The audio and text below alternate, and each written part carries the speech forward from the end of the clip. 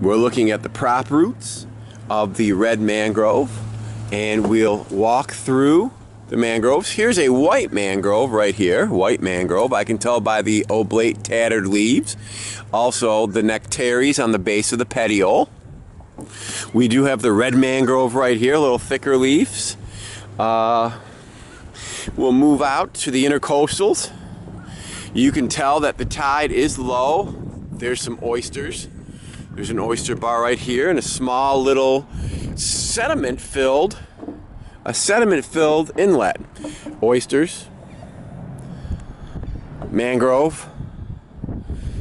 Sedimentation is a problem, especially with dredging, with the leaves falling off and decaying, with construction in the area. So these little coves tend to become anoxic. I just heard the peep, and yes, we do have osprey flying above. Osprey, that right there, that just flew over my head is an ibis. I did have the peep of an osprey as well. You can see here's the intercoastals. I'm looking for the salt marsh. I don't see salt marsh grass around here. I do see a mangrove coastline, mostly red with the prop roots. So I do see a nice red mangrove coastline. I see shallow, rather stagnant area full of oysters out here in the narrows. Okay, so this is the narrows. You can see that right there across the way is fairly narrow. We do have spoil islands right out in the narrows. Nice bird nesting sites. There's some fishermen taking advantage of that. And then there is the bridge.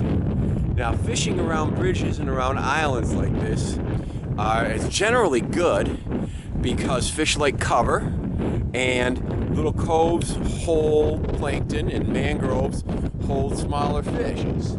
It's a rather breezy day. You can see how striping actually shows up. You get areas that you have buildup of foam or debris, and the water looks like it has little stripes on it. And the breeze causes that because there's little areas of upwelling and little areas of downwelling, almost convection type currents.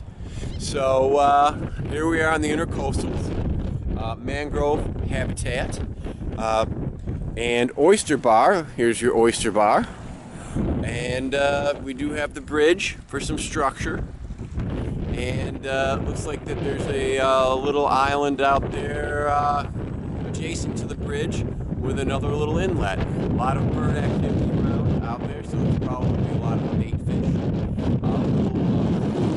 And if you see a lot of bird activity, that's where you want to drop bait, because generally there's fish and the birds are hunting the fish. So we're going to head back to the nature center from the intercoastals here at McGow Park.